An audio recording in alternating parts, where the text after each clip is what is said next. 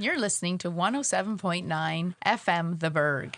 And I'm here this morning with Terence. Hi, Megan. Hi, welcome to the show. Yeah, thanks for having me as a guest on your, first show. It's Fitness Friday. It is. I'm glad to be here. I'm glad to be your guest. What are you You're gonna sitting ask me? on the other side. I am. I'm nervous. I'm very nervous. You're going to put me at I ease? don't believe that. I'm going to put you at ease. You bet I am. Last week you introduced me because I'm opening a yoga studio in town. Pretty much the reason why I'm taking over Fitness Friday. Yeah. So, and some people may know that, they may not. Now they know. So the reason I love yoga is because it embodies all pillars of fitness. So I thought it's very fitting for this show. We have the 4 pillars of fitness being physical, emotional, mental, and spiritual. So I thought I'd open up before this holiday season. Actually, we're upon the holidays now, with the mindset pillar. Because what is our mindset going into these holidays? I want people to think about that and be aware of their own mindset. So we were chit-chatting a little bit earlier about that. And I asked you, Terence, what is your mindset going into the holidays? That's a very good question. I'm one of these people, until it's upon me, I'm not really paying attention as much as I should. And so lots of last-minute presents get bought. And then I think I better relax and I better start enjoying myself. So the idea of having some kind of practice that brings you into a zone of relaxation, it sounds a good idea to me.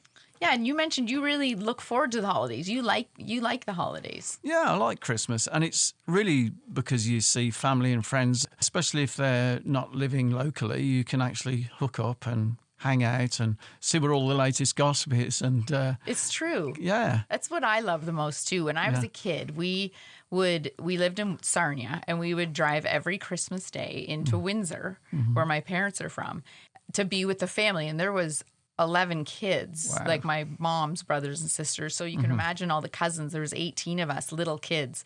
So that was better than any Christmas present that I could be given. It was that trip to be with family. And I miss that to this day. That was special. So I totally agree with you that connecting with people you haven't seen and just the excitement of all of it is my favorite part too. Yeah, and a lot of catching up. Yeah. So what are my family now in Canada? It's actually friends and family of my wife, and they live in the Kingston, Ottawa region. So we do a bit of traveling over there. Yeah. That's nice. Yeah. So with all that being said, I think I want listeners to know with the mindset aspect, mindset, we think of our thoughts. And a lot of times we are bombarded with the concept of positive thinking. And I think we need to remember too, there's a new thing called toxic positivity. It's being talked about. And it's like, sometimes you just don't feel that good about something. And maybe some people don't love the holidays like we do. And that's okay too. I'm here to give you some little tools to help even the lovers of the holidays, and the haters of the holidays. I have something to use their mind for, to maybe process the holidays in a different way. So we can think of the things, let's call it disturbances, perhaps. Like maybe we aren't as excited about the holidays. Maybe we're anxious about seeing family, or we're anxious about having to pick the perfect gift, wear the perfect outfit. All those things come into play for some people. Yeah. So I have this little tool that I use, and it goes across the board in all pillars of fitness. It's honoring the part of our human nature that maybe doesn't feel that excited. And saying, okay, so even though... Is that a polite way of putting it? Yeah. So even though I'm not that excited about the holidays, let's say, even though I'm not that excited about the holidays, you can journal this, you can do this mentally. This is a great tool for people who want to possibly start to journal, but they have nowhere and no idea where to begin.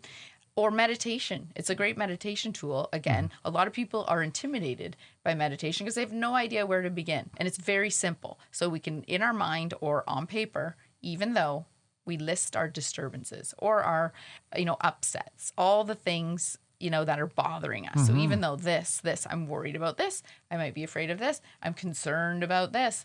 And then I go on to use, and I've used this for years, is I expect miracles. even though all this is going on, or I'm unhappy about this, I can expect miracles. Because a miracle is something that's very misunderstood also in our culture or in the world. What is a miracle? A miracle is not magic. That's one thing I've learned. A miracle is just a correction of our thoughts. So when we're having these negative thoughts, we can ask for that miracle. Let's call it the Christmas miracle, if we've heard about it. And you can just, maybe you'll have a different mindset going into the holidays with that. You can do something with those thoughts. So you can clear your mind, if you will. You have a place to put them. Because a lot of the times we want to shove them away and pretend they're not there. And we may even engage in our holiday activities as a way to avoid those things in our mind, those disturbances and disruptions. This allows us to honor the part of our human nature that is like, hey, this is the way it is. I may not feel that great. It's not like, I feel great. Everything's perfect. Toxic positivity, right? So I don't know, Terence, what do you think about that? I think that's fantastic. I think there's deep wisdom in that. Oh, thank you. Because we're complex creatures. Exactly. Yeah, things have a kind of a bright side and there's a shadow side to life. And we need to pay attention to both. Yeah. Yeah. And honor them both as a part of our human nature. Kind of beckoning us to pay attention to things that we need to pay attention to. Yeah, very much so. That's how we evolve. Yeah. Personally, I just read a quote from someone that I respect in the spiritual world about like your family shows you where you need the most healing. So welcome this holiday season. It's like, there it is. Right. So it forces you to look into it and just be honest with yourself. Embrace that part of your humanity, which is, we want to say, let's call it, I don't even like to say the ugly part because it's the beautiful part. It's the beautiful part where healing begins. Yeah, because it's only our judgments anyway. Exactly. And you've probably found this, when we sweep things under the carpet about ourselves, we sometimes do that with other people too.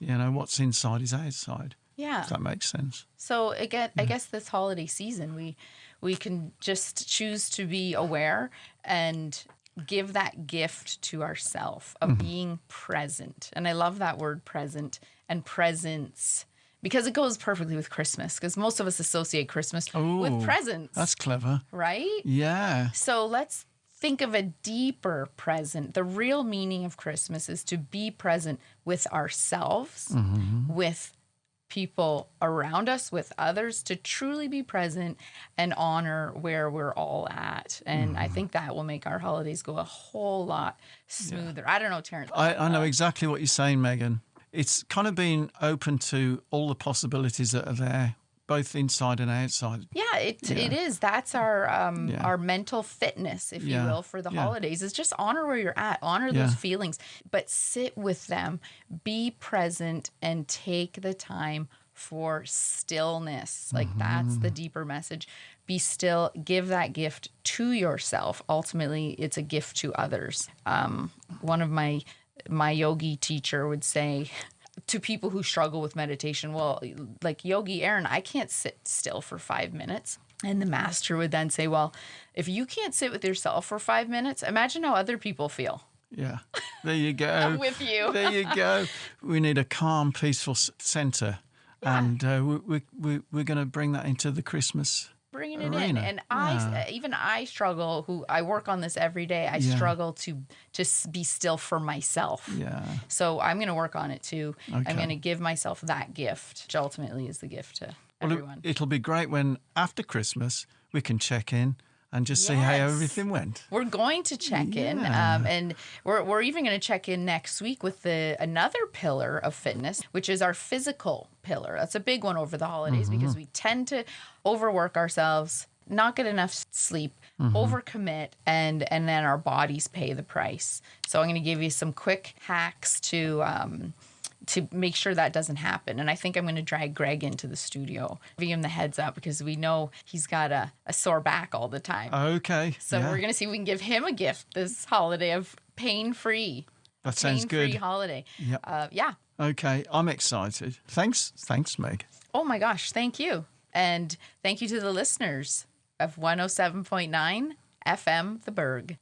You've been listening to 107.9 FM The Burg, our Fitness Friday segment, where I've been interviewing Terence. I put him on the other side of the interviewing table to discuss his mindset, and mindset in general over the holidays.